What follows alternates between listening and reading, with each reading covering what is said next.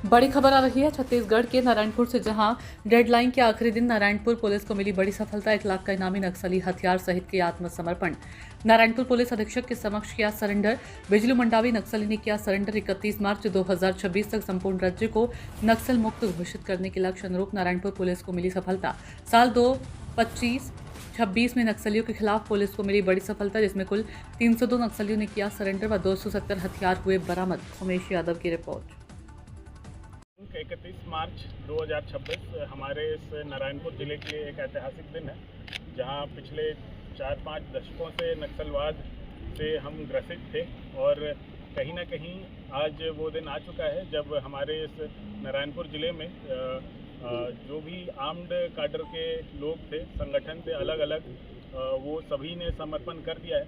और एक काडर जो बचा हुआ था, बिजलू मंडावी, जो कि नॉर्थ वेस्ट सब जोन में टीडी टीम का पार्टी मेंबर था, वो भी हमारे समक्ष आत्मसमर्पण कर रहा है। तो इसी के साथ हमारा जो एक आर्म्ड नक्सलिज्म का जिस नारायणपुर में जो माड़ डिवीज़न और ईस्ट बस्तर डिवीज़न जिसके अंतर्गत आता है, वो बिल्कुल पूरी तरह हम कह सकते हैं कि आर्म्ड नक्सलिज्म अभी यहाँ पे नहीं है। और जितने भी छोटे काडर्स हैं जो इधर उधर भटक गए हैं, उनसे भी हमारी अपील रहेगी कि वो मुख्य धारा में आएँ और समय रहते सरेंडर करें। बहुत छोटे फॉर्मेशंस में कुछ नॉर्थ वाली एरिया में बचे हैं, हमें उम्मीद है कि वो जल्द ही वापस आ जाएंगे।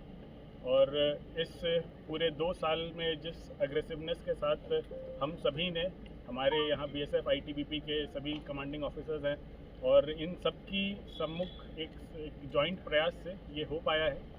विगत 2 वर्षों की अगर बात करें तो हमने कुल 42 सिक्योरिटी कैंप्स डाले हैं। जो हमारा अबूझ माड़, जो कि सिक्योरिटी वैक्यूम का एरिया कहलाता था, इसको कैसे टैकल करना है, इसका बहुत एक डिफ़िकल्ट एक टास्क था, जिसको बीएसएफ आईटीबीपी ने मिलकर हमारे जिला बल और सीएफ के भी महत्वपूर्ण योगदान से हमने इस एरिया को, सिक्योरिटी वैक्यूम को पूरा भरा है। और ख़ास करके हमारे जो भी बड़े बड़े ऑपरेशंस हुए, इसमें भी सभी का जॉइंट एफर्ट रहा। और आज हम इस मुकाम पे पहुँचे हैं कि 31 मार्च का ये ऐतिहासिक दिन हम यहाँ पे हैं। और साथ ही साथ अगर बड़े ऑपरेशंस को देखें तो टोटल 129 हमने नक्सल्स न्यूट्रलाइज किए हैं। बहुत बड़े बड़े ऑपरेशंस हुए इस एरिया में। खासकर अगर संख्या की बात करें तो थुलथुली ईस्ट बस्तर के लिए एक बहुत बड़ा ऑपरेशनली सक्सेसफुल ऑपरेशन था। और माड़ डिवीज़न में देखें तो बसव राजू का किल जो था वो 27 मेंबर्स के साथ 21 मई 2025 की जो नक्सल मुठभेड़ हुई थी, वो भी एक बहुत बड़ा ऑपरेशनल अचीवमेंट था। उसके साथ साथ हमने अबूझ माड़ क्षेत्र में 3 सीसी मेंबर्स को भी हमने न्यूट्रलाइज किया है। और अब जबकि सरेंडर्स बहुत बढ़ गए हैं, 2024 में हम देखें तो सिर्फ 16 सरेंडर्स थे, और अगर 2025 देखें तो अराउंड 280-290 लोग सरेंडर किए। तो एक डोमिनो इफेक्ट की तरह सब एक एक करके सरेंडर करके बाहर आ गए हैं। और माड़ में दोबारा से शांति बहाल हो रही है। और साथ ही साथ हमारे जितने भी सीओबीज लगे हैं, they are basically nodal point, जो कि जन सुविधा केंद्र की तरह अभी काम कर रही है। और बहुत अच्छे बड़े बड़े हमें पॉजिटिव न्यूज़ भी मिलती है। साथ ही साथ कम्युनिटी पुलिसिंग भी हो रही है।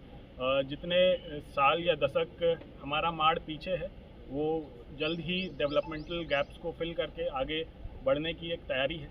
और आज बिजलू के सरेंडर के साथ साथ विगत 1.5 महीने में हमने जितने भी माड़ में छोटे छोटे ऑपरेशन से, माड़ जो कि बहुत एक सीसी मेंबर्स का बहुत प्राइम लोकेशन था, बहुत यहाँ एक समय में 13 से 15 सीसी मेंबर्स लोग रहते थे, प्लानिंग करते थे, उनका एक थिंक टैंक यहाँ रहता था। और उन्हीं के एरिया में बहुत सारा डंप्स उन्होंने छुपा के रखा था, जो कि अलग अलग लोगों के हेल्प से, अलग अलग गुप्त सूचनाओं से, और जितने भी सरेंडर्स आए हैं उनके हेल्प से हमने बहुत सारा डंप्स रिकवर किया है। जिसमें कि आज हम लोग मुख्य रूप से, इसको हटा दूँगा,